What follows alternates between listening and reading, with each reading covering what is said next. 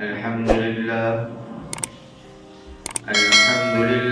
نحمده ونستعينه ونستغفره ونؤمن به ونتوكل عليه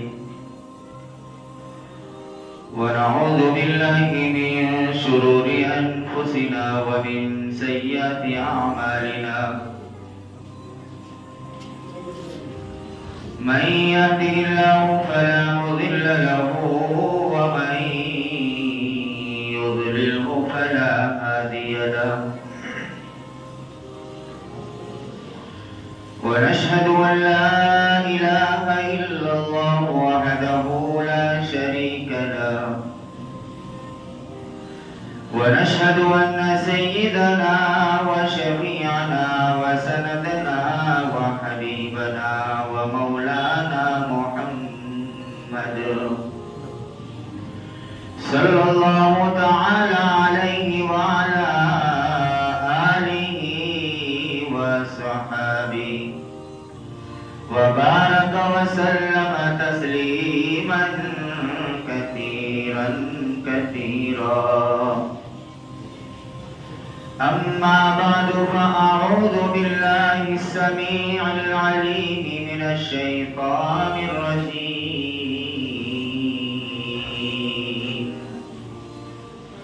بسم الله الرحمن الرحيم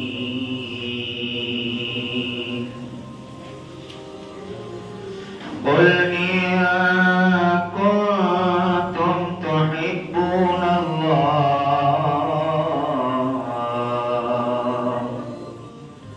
فاتبعوني يحببكم الله ويغفر لكم ذنوبكم والله غفور رحيم.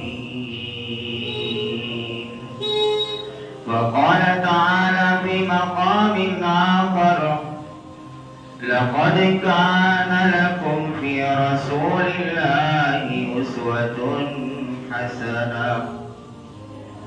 وقال النبي صلى الله تعالى عليه وسلم أنا خاتم النبيين. وقال رسول الله صلى الله عليه وسلم لا نبي بعدي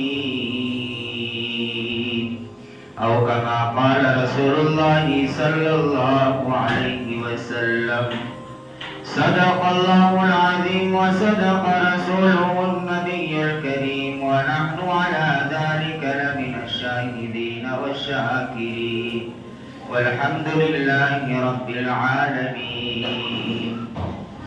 بلغ العلا بكماله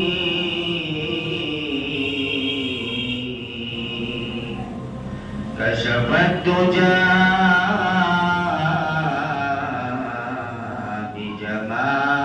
بجماله حسنت جميع خصاله صلوا عليه وآله. ایک مرتبہ بلند آواز سے درود شریف. اللهم صل على محمد وعلى آل محمد كما صليت على إبراهيم وعلى آل إبراهيم إنك حميد مجيد. اللهم بارك على محمد وعلى آل محمد كما باركت على إبراهيم وعلى آل إبراهيم إنك حميد مجيد. محترم اور عزیز دوستو، اللہ تبارک و تعالی کا بے پناہ کرم اور احسان ہے کہ اس نے ہم سب کو مسلمان بنایا.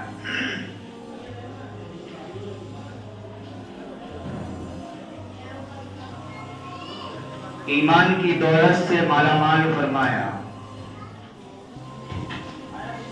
کیونکہ مسلمان ہونا ہی ایک کامیابی کی دلیل ہے۔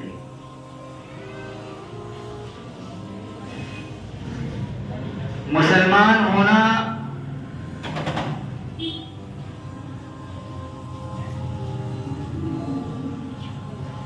اللہ کی نظر کے اندر بہت بڑی قیمت رکھتی ہے۔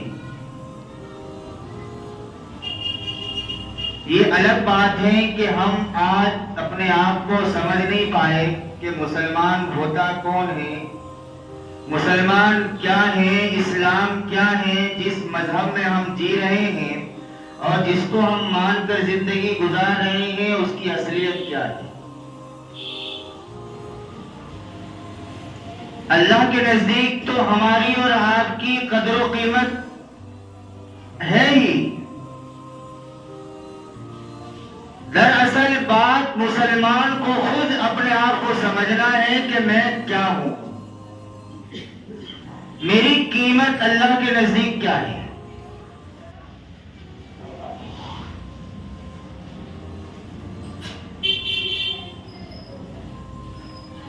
اور اسی چیز کو آج تک ہم صحیح طریقے سے نہیں سمجھ پائے کہ مسلمان کی قیمت اللہ کے نزدیک کیا ہے۔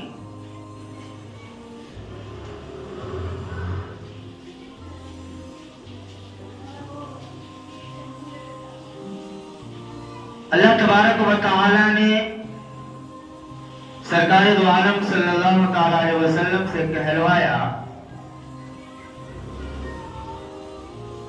اے میرے محبوب آپ کہہ دیجئے قل ان کنتم تحبون اللہ، اے نبی آپ کہہ دیجئے اپنی امت سے، اگر تم اللہ کی محبت چاہتے ہو اور صحیح معنی میں اللہ سے محبت کا دعویٰ کرتے ہو، اور بھی تم یہ چاہتے ہو کہ اللہ بھی مجھ سے محبت کرے، میرا ہر بگڑا ہوا کام اللہ بنا دے، میری ہر بات جو ہے میں شیئر کروں ان سے تو میری ہر بات مان لیں، رات کے تہائی حصے کے اندر اٹھ کر 2 رکعت تہجد کی نماز پڑھ کر میں اللہ سے مانگوں اور ڈائریکٹ اللہ میری بات مان لے، تو فرمایا کہ اپنی امت سے کہہ دو کہ اگر تم صحیح معنی میں یہ چاہتے ہو کہ اللہ تم سے محبت کرے تو فرمایا سب سے پہلی شرط یہ ہے فَاتَّبِعُونِي يُحْبِبْكُمُ اللَّهُ، کہ سب سے پہلے محمد رسول اللہ صلی اللہ علیہ وسلم کے پلیٹ فارم پر آنا پڑے گا۔ سب سے پہلی شرط، اور ہم نے اسی شرط کو بلا دیا۔ سنت کا جنازہ تو ہم نے ایسا نکالا ہے کہ شاید کوئی کافر بھی نہیں نکالتا ہوگا۔ مسلمانوں نے اللہ رحم فرمائے، عجیب حالات ہیں مسلمانوں کے، کوئی اگر سمجھانے بھی جائے تو معاملہ الٹا ہو جاتا ہے۔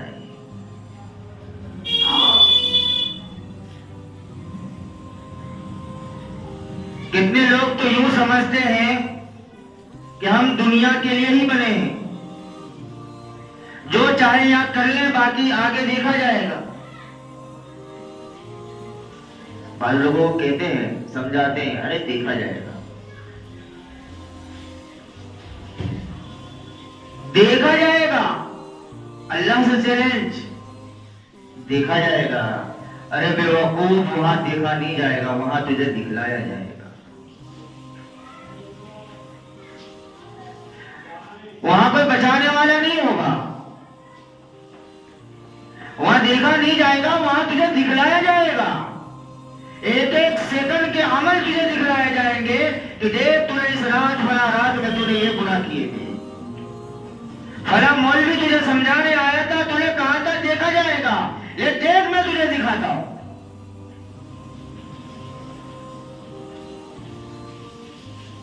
دھڑلے سے کہہ دیتے ہیں کہ دیکھا جائے گا۔ اتنا آسان ہے قبر دیکھا جائے گا؟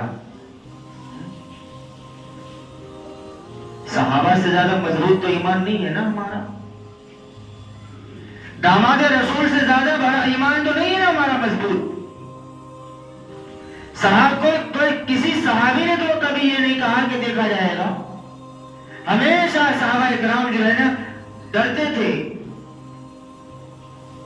کہ مرنے کے بعد ہمارا کیا ہوگا.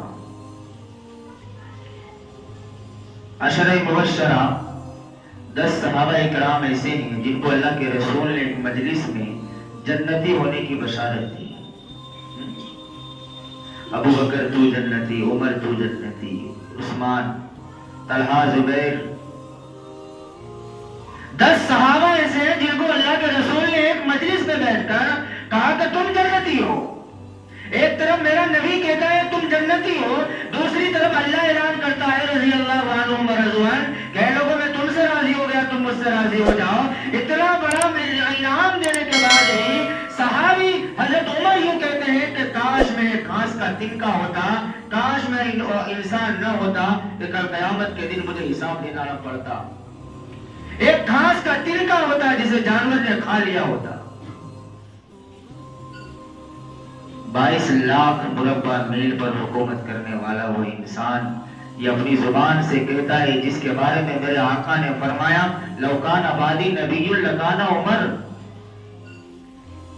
17 جگہ ایسی ہے جہاں عمر یہاں کہہ رہے ہیں اور اللہ قرآن کی آیت کو اتار رہا ہے. وہ عمر 22 لاکھ مربع میل پر حکومت کرنے والا، اور ہم دھڑلے سے کہہ دیتے ہیں دیکھا جائے گا. جاؤ دیکھو قبرستان میں چکر تو لگاؤ تو معلوم چلے گا کہ کون کون لوگ یہاں سوئے ہوئے ہیں. ہم تو رات تو کیا دن میں بھی جاتے ڈر لگتا ہے نا کہیں کوئی پکڑ لے گا. دیکھتے ہم اپنی آنکھوں سے دیکھتے ہیں. کئی جنازے میں ہم جاتے ہیں، باپ کا جنازہ ہے، بیٹا باہر کھڑا ہے، نماز نہیں پڑھتا. اخیر بار جنازے کی نماز ہے، پڑھانا تو دور کی بات ہے. ابھی اس زمانے کے اندر اولادیں ایسی نہیں ہیں جو باپ کا جنازہ خود پڑھائیں. دیکھا ہم نے کئی لوگوں کو میں نے پوچھا کہ بھائی جنازے کی نماز پڑھ لو، فرض کفایہ نہیں. کہہ دیتے ہیں قبرستان میں کھڑے ہو کر وہاں صاحب ناپاک ہے، ناپاک ہے. بس یہ الفاظ ہیں آج کے ہم مسلم نوجوانوں کی زبان پر. نماز کی باری اگر آتی ہے، نماز کی دعوت دیتے ہیں تو کہتے ہیں کہ ناپاک. تجھے اللہ سے ڈر نہیں لگتا کہ ناپاکی کی حالت میں زندگی گزارتا ہے اور اسی ناپاکی کی حالت میں تیری موت آ گئی تو تیرا کیا حال ہوگا؟ باپ کا جنازہ ہے، فرض نماز تو چھوڑو، باپ کا جنازہ ہے اور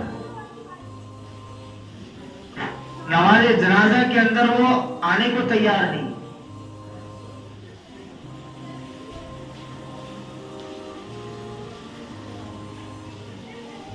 کس اولاد کی بات کرتے ہیں ہم؟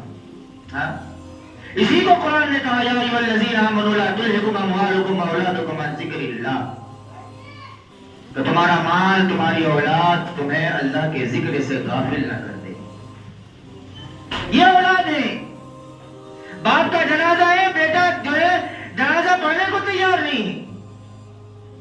اب یہ اندازہ لگاؤ اخیر بار، اخیر سفر ہے، آخرت کا پہلا سفر، دنیا کا یہ آخری سفر. باپ کو کاندھے پر لوگ لے جا رہے ہیں، بیٹے کو توفیق بھی نہیں ہے کہ آخر میں اسے کاندھا دے دوں. کس اولاد کی بات کرتے ہیں ہم؟ انگلش میڈیم میں پڑھایا ہم نے، یہی انگلش میڈیم کا نتیجہ ہے کہ آخر تیرا سفر ہے، لاسٹ مسافر تجھے بنایا گیا ہے. اس کے بعد یہ چہرہ دوبارہ نظر نہیں آئے گا. لاسٹ بار دیکھ لے تیرے باپ کے چہرے کو، شاید کبھی خواب میں آ جائے. اب تو وہ اعمال بھی نہیں ہے کہ باپ بیٹے کے خواب میں آئے، اور کسی کو فکر بھی نہیں ہوتی ہے کہ باپ کو میں خواب میں دیکھوں.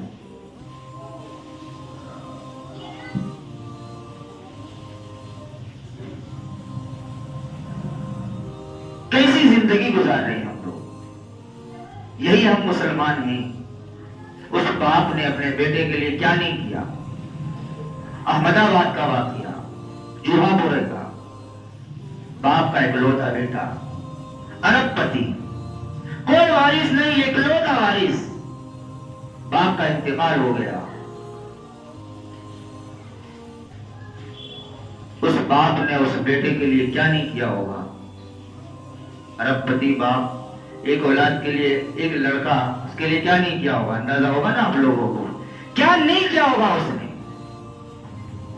لیکن جب اس باپ کا انتقال ہو جاتا ہے، باپ کی آنکھیں بند ہو جاتی ہیں.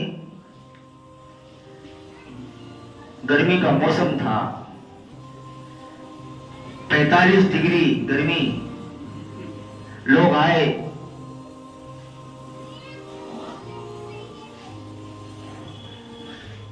اس کے باپ کو غسل دے کر کفن پہنا دیا گیا. باہر صحن میں جنازہ رکھا ہوا تھا.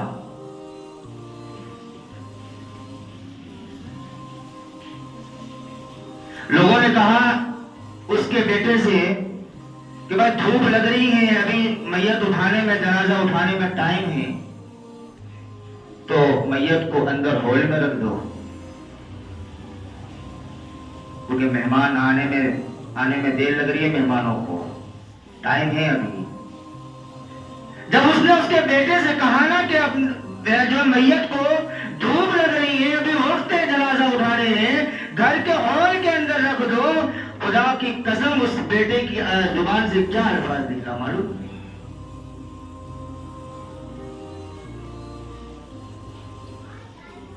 وہ بیٹا کہتا ہے نہیں نہیں یہی رہنے دو، میرے ہال کا قالین خراب ہو جائے گا، میرا ہال خراب ہو جائے گا.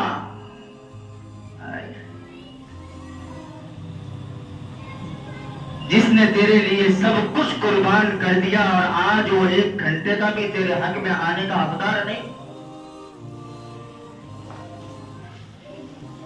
جب اس آدمی نے مجھے بیان کیا تو مجھے قرآن کی آیت یاد آئی، یوم یفر المرء من اخیہ وامہ وابیہ وصاحبتہ وبنیہ. جبکہ اللہ نے اس آیت کا منظر میدان محشر کا کھینچا ہے. لیکن اس واقعے کو میں نے سنا، خدا پاک کی قسم کھا کر کہتا ہوں وہ منظر مجھے اس وقت یاد آ گیا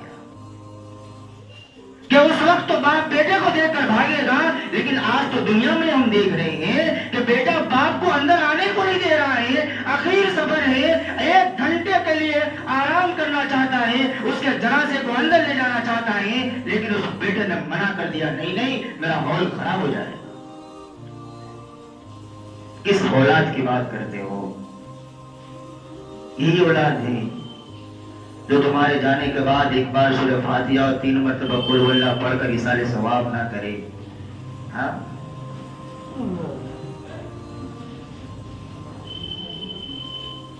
وکیل کی ماں وی ایس کے اندر انتقال کر گئی. وکالت میں کتنا خرچ ہوتا ہے نا. ماں باپ نے وکیل بنایا، اسے ہائی کورٹ کا وکیل بنایا.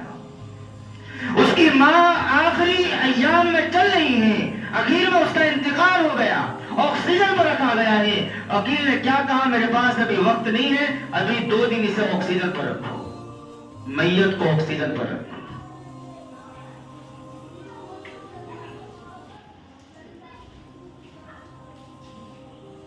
مری ہوئی ماں کو بھی لوگوں نے نہیں چھوڑا. اپنے پاس وقت نہیں ہے تو 2 دن آکسیجن پر رکھا گیا اسے، اور فری ہو کر آیا تب ماں کی لاش کو لے کر گیا.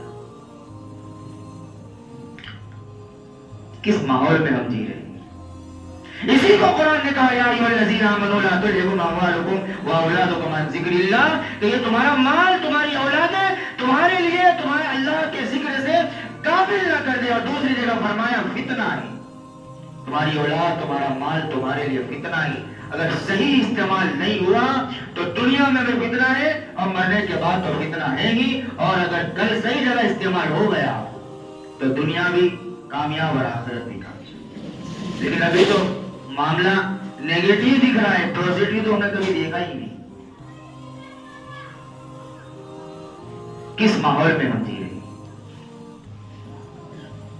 تو کہنے کا مطلب یہ ہے، اللہ کے رسول صلی اللہ علیہ وسلم نے کی زبانی کہلوایا اللہ نے کہ میرے محبوب آپ کہہ دیجئے اگر تم اللہ سے محبت چاہتے ہو تو سب سے پہلے میری اتباع کرنی پڑے گی، فاتبعونی، اور جب میرے بن کر رہ جاؤ گے اور صحیح معنی میں عاشق بن جاؤ گے اور صحیح معنی میں نبی کا امتی بن جاؤ گے تو اللہ آگے اعلان کرتا ہے پھر تمہیں محبت کا دعویٰ کرنے کی ضرورت نہیں پڑے گی، اللہ خود اعلان کرتا ہے کہ میں تم سے محبت کروں گا۔ لیکن مسلمان افسوس کہ اپنے آپ کو آج تک نہیں سمجھ پایا کہ میرا مقام اللہ کے نزدیک کیا ہے، کیا مرتبہ ہے۔ ہمیں تو جو ہے دیروں کا طریقہ اچھا لگتا ہے، نبی کا طریقہ پسند ہے ہی نہیں۔ کیا جواب دیں گے ہم مرنے کے بعد؟ اچھا ایک بات میں پوچھتا ہوں، ہم اتنے سارے خرافات جو کر رہے ہیں مرنے کے بعد کیا ہم چھوٹ جائیں گے؟ یہاں ایک آدمی اگر چوری کرتا ہے تو پولیس اسے ڈھونڈتی ہے،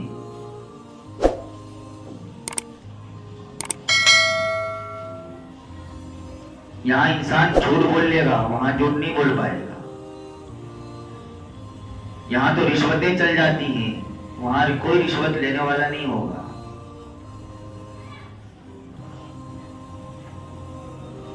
اور مار پڑے گی نا تو کوئی سننے والا بھی نہیں ہے۔ جاؤ کبھی شہر خاموشہ میں چکر لگاؤ، اسی لیے اللہ کے رسول نے فرمایا کہ موت کو ہمیشہ یاد کیا کرو، قبرستان کا چکر لگایا کرو کہ تمہیں کبھی گناہ کرنے کی جو ہے نا گناہ نہیں کرو گے کبھی اگر قبرستان کا چکر لگاؤ گے۔ بڑے بڑے لوگ اندر آرام کر رہے ہیں، بڑے بڑے لوگ، اور ابھی وقت ہے ہمارے پاس، سب کچھ کرنے کا وقت ہے، اللہ کو منانے کا وقت ابھی ہے۔ آنکھ بند ہو گئی تو پھر وہاں کچھ کرنے کا موقع نہیں ملے گا، وہاں صرف بدلہ ہے، صرف جزا اور سزا ہے، وہاں کچھ کرنے کی ضرورت نہیں۔ ابھی وقت ہے ہمارے پاس، ابھی ہم لوگ کہتے ہیں نا تسبیح کی پابندی کرو تو نہیں کرتے،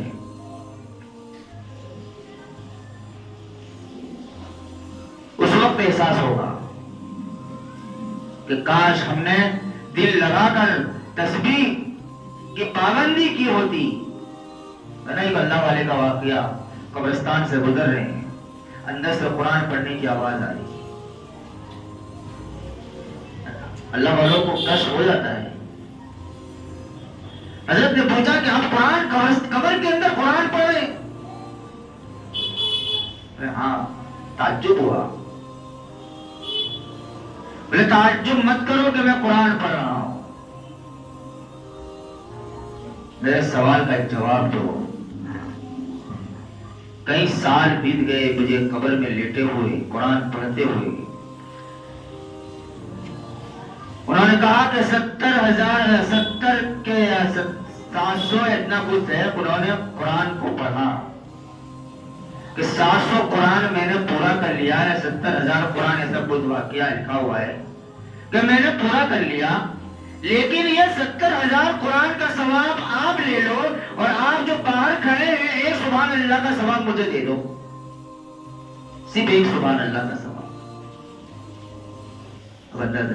کیونکہ وہاں تو 70,000 بار پڑھو یا 70 لاکھ بار پڑھو، وہاں ثواب کا تو دروازہ بند ہو چکا ہے نا۔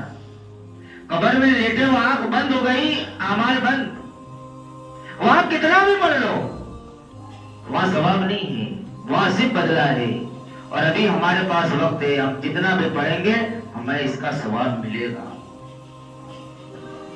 لیکن ہمارے مسلمان کو ٹائم کہاں ہے؟ ہمارے مسلمان نوجوانوں کے پاس ٹائم کہاں ہے؟ میرے بھائی ابھی وقت ہے، اللہ کو منا لو۔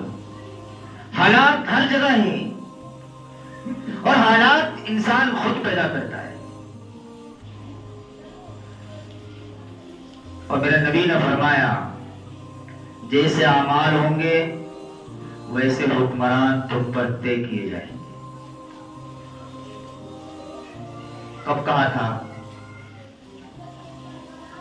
1450 سال پہلے میرے آقا نے فرمایا تھا کہ لوگوں اپنے اعمال پر رہو، اعمال بگڑیں گے حکمران بھی بگڑیں گے، تمہارے اعمال کی بنیاد پر حاکم طے ہوں گے۔ اس وقت لوگ بھی ایسے تھے تو حکمران بھی ویسے ہی ہوا کرتے تھے، اور آج ہم جیسے ہیں حکمران بھی ویسے ہی۔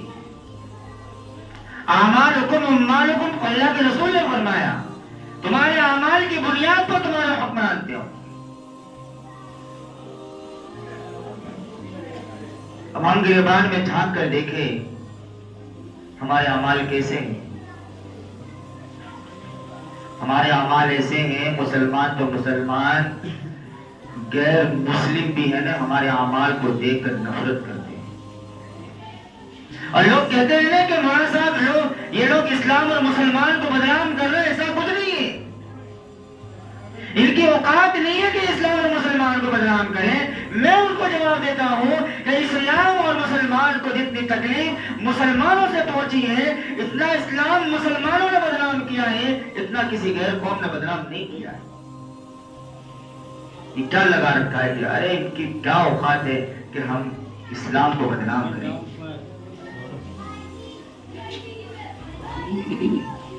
مسلمانوں نے بدنام کیا ہے اسلام کو، مسلمانوں نے سب سے زیادہ بدنام اگر اسلام ہوا ہے تو مسلمانوں کی وجہ سے ہوا۔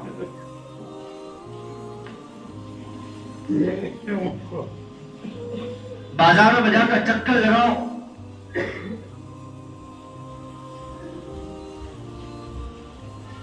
کہ مسلمان کیا کر رہے ہیں۔ غیر لوگ گالیاں دے کر دکان پر سے جاتے ہیں۔ اسلام اخلاق سے پھیلا ہے۔ اخلاق جتنے اونچے ہوں گے ہمارے سامنے والا جو ہے نا اتنا جلدی متاثر ہوگا ہم سے۔ ہمارے اعمال ہی ایسے نہیں ہیں کہ ہم کسی کو کچھ کہہ سکیں۔ ہے ہمارے پاس کوئی عمل ایسا ہے جو مرنے کے بعد اللہ کو ہم دکھا سکے، باری تعالیٰ یہ عمل تیرے لیے میں لے کر آیا ہوں، میرے پاس یہی ہے، اس کے علاوہ کچھ تھا ہی نہیں، کچھ ہے ہی نہیں۔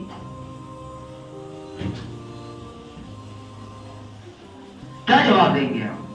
یہ اللہ کی امانت ہے، یہ زندگی اللہ کی امانت ہے، اس کو صحیح استعمال نہیں کرو گے غلط جگہ استعمال ہوگا۔ ٹائم صحیح جگہ وقت استعمال نہیں کرو گے غلط جگہ استعمال ہوگا، اور ہو رہا ہے۔ اذان ہو رہی ہے، مسجد میں نہیں آتے، چاہ کے ہوٹلوں پر بیٹھے رہتے ہیں۔ ہاں 10 منٹ لگتا ہے نماز ادا کرنے میں، وہی 10 منٹ ہم نے چاہ کے ہوٹلوں پر نکال دی۔ 10 منٹ نہیں آ سکتے ہم؟ بولو بھائی اللہ کے لیے دے سکتے ہیں نا؟ ہر نماز کے پیچھے 10 منٹ اللہ نے مانگا ہے، اور اس کے بدلے اللہ نے کیا دیا معلوم ہے؟ کیا وعدہ ہے اللہ کا کہ تو صرف 10 منٹ دے دے۔ اللہ کے رسول نے فرمایا مالا عین رأت ولا اذن سمعت ولا خطر علی قلب بشر، ایسی جنت میں نے بنائی ہے تیرے لیے کہ تو خواب و خیال میں بھی نہیں سوچ سکتا، تو سوچنے کی طاقت ہی تیرے اندر نہیں ہے، ایسی جنت میں نے تیرے لیے بنائی ہے۔ ما لا عین رأت، نہ کسی آنکھ نے دیکھا آج تک، ولا اذن سمعت، اور کسی کان کے اندر سننے کی طاقت نہیں ہے، ایسی چیز اور ایسی جنت بنائی ہے۔ ولا خطر علی قلب بشر، اور کسی کے دل پر کبھی ایسا خیال بھی نہیں گزرا ہوگا کہ اللہ نے میرے لیے کیا جنت بنائی ہوگی۔ ہم کہتے ہیں نا 10 گنی بڑی جنت دنیا سے، تو ہمیں سمجھ میں نہیں آتا کہ دنیا اتنی بڑی، پھر اس کے علاوہ 10 گنی بڑی جنت۔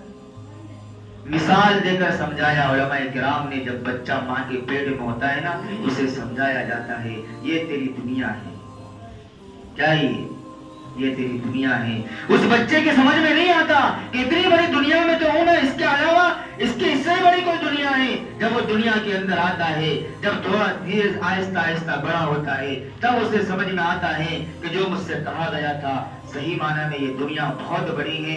تو آج تک یہ ہمیں جو یہ بات سمجھ میں نہیں آ رہی ہے کہ جنت 10 گنی بڑی جنت اس سے ملے گی، اس سے بڑی ملے گی، تو آج سمجھ میں نہیں آئے گا. وہاں جانے کے بعد سمجھ میں آئے گا. تو جو ہم سے وعدہ کیا جا رہا تھا، اللہ کا وعدہ کیا ہے؟ برحق ہے، سچا ہے. اس وقت ہمیں افسوس ہوگا.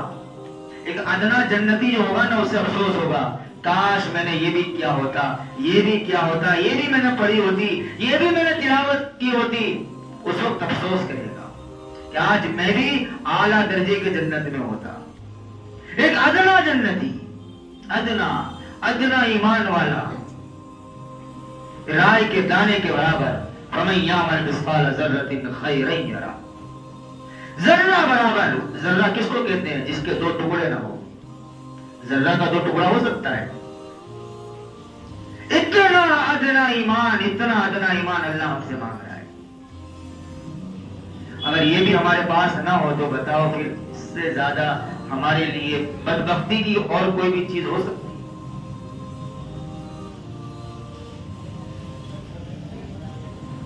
میرے بھائی، اللہ نے زندگی بہت قیمتی دی ہے. اسے ہم صحیح جگہ استعمال کریں، غلط استعمال نہ ہونے دیں.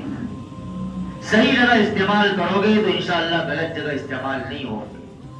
اور اگر صحیح جگہ استعمال نہیں ہوئے تو پھر غلط جگہ استعمال ہوتا ہی نہیں. امانت ہے اللہ کی، پوچھ ہوگی اس کے بارے میں. اور ہر ماں باپ کو اس کی اولاد کے بارے میں پوچھ ہوگی. کہتے ہیں نا کہ ہم تو انگلش میڈیم میں پڑھاتے ہیں، دیکھو ماحول. ہم منع بھی نہیں کرتے کہ مت پڑھاؤ، لیکن میرے بھائی اگر ڈاکٹر بنا رہے ہو اور وکیل بنا رہے ہو تو اس وکیل جیسا نہ بنانا کہ ماں کے انتقال کے بعد بھی 2 دن اسے آکسیجن پر رکھا گیا.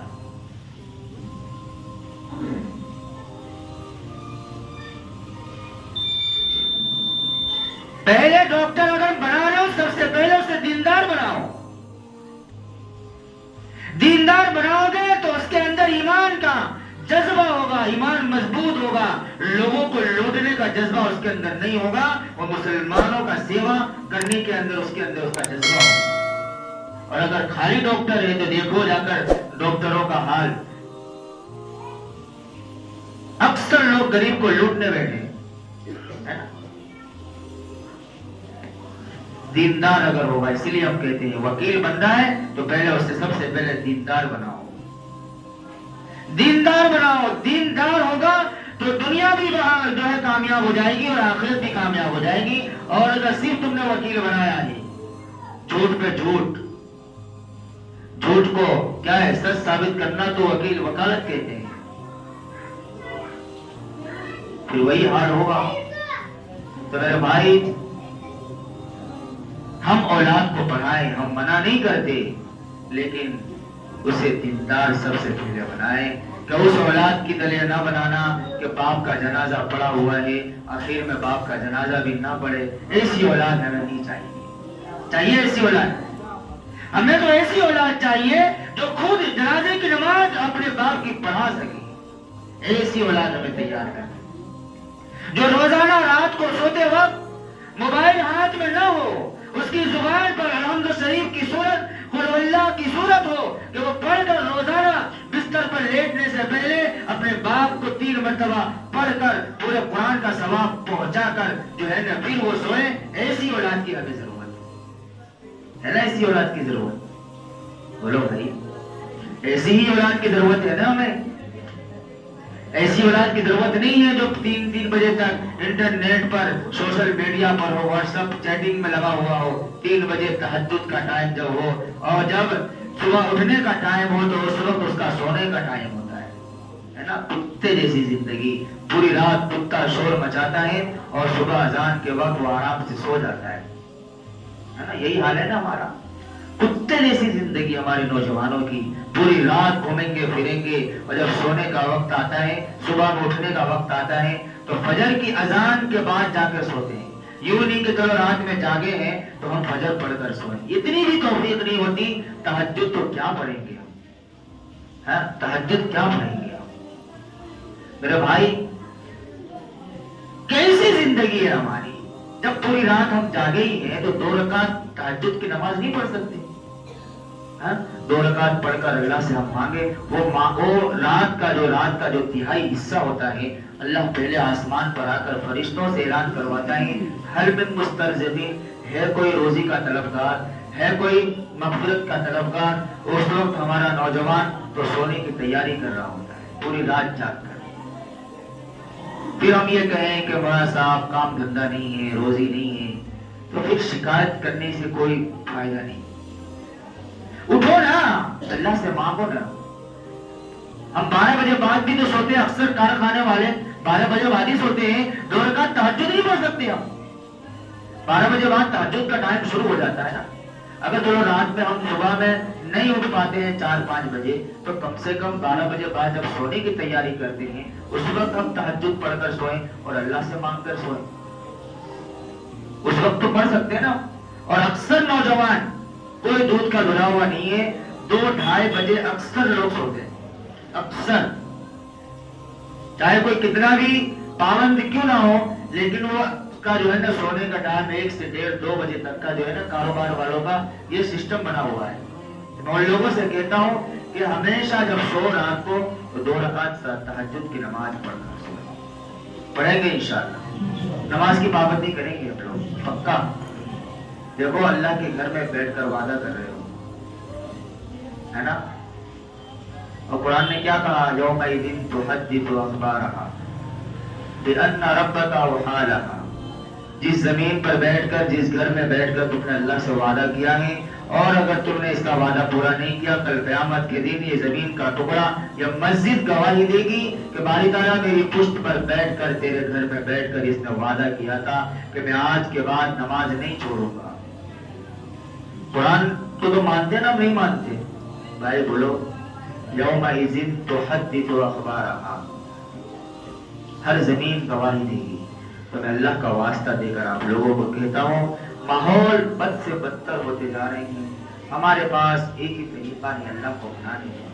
اللہ ہمارا مان گیا، اور یاد رکھو اللہ ابھی ہم سے ناراض ہے.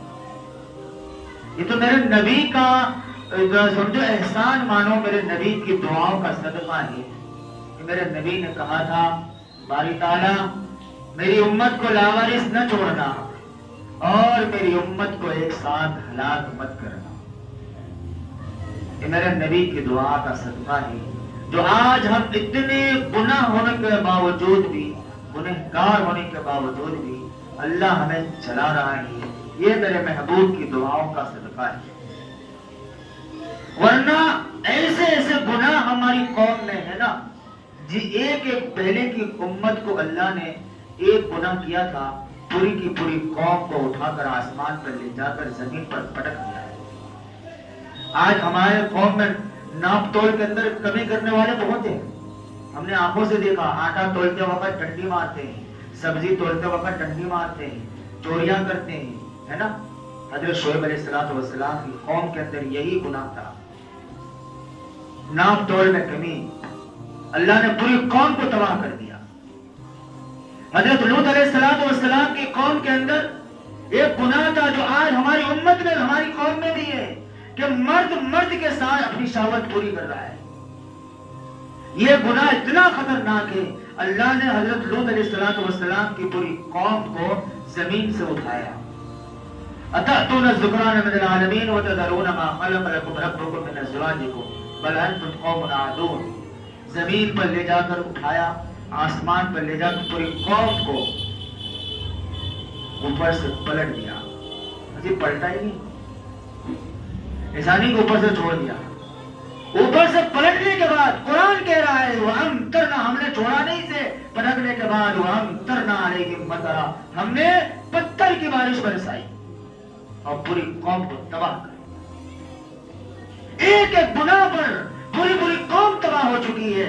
لیکن یہ میرے محبوب کا لاکھوں کروڑوں میرے نبی پر لاکھوں درود و سلام ہو، میرے نبی کی دعاؤں کا صدقہ ہے جس کی بنا پر آج ہم گناہوں کے سمندر میں ڈوبنے کے باوجود بھی اللہ ہمیں بچا رکھا ہے. یہ اللہ کے نبی کی دعا کا صدقہ ہے.